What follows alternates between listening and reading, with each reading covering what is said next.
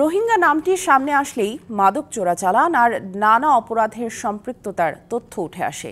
পুলিশের খাতায় অনেক অপরাধের তথ্য প্রমাণ রয়েছে গোষ্ঠীটির নামে, কিন্তু এর বাইরে রোহিঙ্গাদের বৃহৎ জনগোষ্ঠী অতি সাধারণ ও অমানবিক জীবনযাপন করছে ক্যাম্পগুলোতে, যাদের সাথে অপরাধ এবং অপরাধীদের সম্পর্ক নেই বললেই চলে। তারা ক্যাম্পে আশ্রিত হয়ে থাকতে চান না, ফিরতে চান নিজ মাতৃভূমিতে আরাকানে। সম্প্রতি কক্সবাজারের রুখিয়া এবং কুতুপালং ক্যাম্প ঘুরে রোহিঙ্গাদের আরাকানে ফেরার আকুতি তুলে ধরছেন রাজীব ঘোষ। 2017 আগস্টের শেষ সপ্তাহ থেকে রোহিঙ্গা জনগোষ্ঠী মিয়ানমার থেকে বাংলাদেশে পালিয়ে আসতে শুরু করে। দীর্ঘ পথ হেঁটে পাহাড়, পর্বত, নদী ও সাগর পেরিয়ে তারা এদেশে আসেন। আসতে কারো কারো কয়েকদিন লাগলেও অনেকের লেগেছে 1 মাসেরও বেশি। নারী, পুরুষ এবং শিশুরা সাথে করে নিয়ে আসে নির্মম অত্যাচারের কাহিনী। এভাবে কয়েক লাখ মানুষ প্রবেশ করেছে টেকনাফ এবং উখিয়ায়। তাদের আশ্রয়, খাদ্য, বস্ত্রের ব্যবস্থা করতে হিমশিম খায় বাংলাদেশ। যুক্ত হয় আন্তর্জাতিক ত্রাণ সংস্থাগুলো। কিন্তু এ পর্যন্ত একজন রোহিঙ্গাকেও ফেরত পাঠানো যায়নি মিয়ানমারে। একদিকে দীর্ঘায়িত হচ্ছে প্রত্যাবাসন, অন্যদিকে রোহিঙ্গা ক্যাম্পে হত্যাকাণ্ড সহ বাড়ছে অপরাধের ঘটনা। পুলিশের তথ্য বলছে, ক্যাম্পগুলোতে আধিপত্য বিস্তার নিয়ে নানা গ্রুপ, উপগ্রুপে বিভক্ত হয়ে হত্যা, মারামারি, চুরি ডাকাতি, মাদক ব্যবসা, অপহরণ ও ধর্ষণের মতো অপরাধে জড়িয়েছে রোহিঙ্গারা। আবার নানা ধরনের অপরাধীও আশ্রয় নিয়ে থাকে ক্যাম্পগুলোতে, রয়েছে এমন তথ্যও। তবে রোহিঙ্গা নেতাদের দাবি, ক্যাম্পগুলোতে অপরাধী থাকার সুযোগ নেই, সবসময় নিরাপত্তা বাহিনী ঘিরে থাকে। অপরাধী নাই, ক্যাম্পের ভিতরে অপরাধী নাই স্যার। এটা তো সরকার আছে, সরকারের সাথে দিনে রাতে ডিউটি করে। এটা অপরাধী তাই আর কোনো সম্মান নাই, এটা অপরাধী নাই। কক্সবাজারের কুতুপালং এবং উখিয়া শরণার্থী শিবিরে সরেজমিনে কথা হয় অনেকের সাথে। তাদের কেউ কেউ বলছেন, বাংলাদেশ যদি 1 ঘন্টার নোটিশ দেয়, প্রয়োজনে হেঁটেই ফিরবেন নিজ দেশে।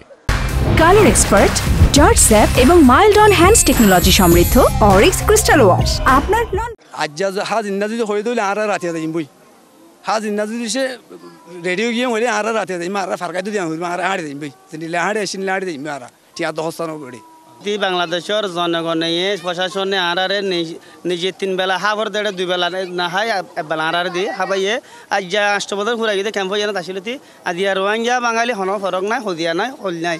আদিয়া বাংলাদেশের জনগণ হইতে প্রশাসন হইতে হাজার হাজার শুকুরিয়া আরা জানায়। বাংলাদেশ সীমান্ত সংলগ্ন প্রায় 350 কিলোমিটার এলাকার সম্পূর্ণ নিয়ন্ত্রণ মিয়ানমারের সশস্ত্র বিদ্রোহী গোষ্ঠী আরাকান আর্মির। ফিরে যেতে আরাকান জাতিগোষ্ঠীর বাধার মুখে পড়বেন কিনা এমন প্রশ্নও ছিল তাদের কাছে। আরাকান হিয়ান শুধু বানা রাখাইন জাতি যারা আছে তারা ন আরাকান আমাদের 2 মেজরিটি কম আছিল, গইদে আর রোহিঙ্গা আর গইদে রাখাইন জাতি। আরা 1000 বছর লতি তারার মাতি মিলে আসি, সার মৃত্যু তারার মাতি মিলিতন চাই। কিন্তু তারা আরারে বাধা দিব দিয়ান, তারা হে দেশের সরকার ন বাধা দিলে আরারে সরকারে দিতে পারিব, তারা তোমাদের সরকার না, তারা বাধা দিতে পারিব। তারা যদি বাধা দিতে তারা ভুল করে। আরাকানের নিয়ন্ত্রণ যারা নিয়েছেন, ভবিষ্যতে তারা রোহিঙ্গাদের সাথে নিয়েই চলবেন, এমন বিশ্বাস প্রত্যাবাসন কর্মকর্তাদের। জটিলতাটা আসলে মিয়ানমার পক্ষের। বাংলাদেশ সরকার সবসময় প্রস্তুত। আরাকান আর্মি বা তাদের যে রাজনৈতিক দল রয়েছেন, যারা রাখাইনকে এখন শাসন করার প্রত্যয় ব্যক্ত করছেন, তারা নিশ্চয়ই তাদের আরেকটি বড় কমিউনিটি রোহিঙ্গা জনগোষ্ঠীকে তারা নিশ্চয়ই ইনক্লুসিভ হিসাবে গ্রহণ করবেন, তাদেরকে সাথে নিয়ে তারা তাদের রাজ্য গড়ে তুলবেন। এটা আমার ব্যক্তিগতভাবে আমার বিশ্বাস এবং আমি একটা আশা করি। রোহিঙ্গারা বলছেন, মাতৃভূমি ছেড়ে বছরের পর বছর আরেক দেশে জীবন কাটানো যায় না।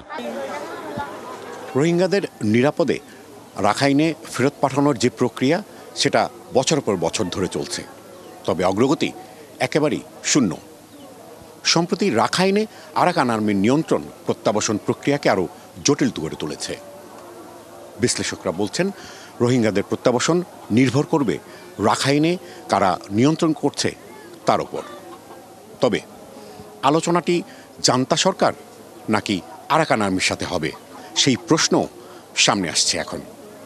Rajib Ghosh, DBC news, Balukhali Rohingya camp, Cox's Bazar.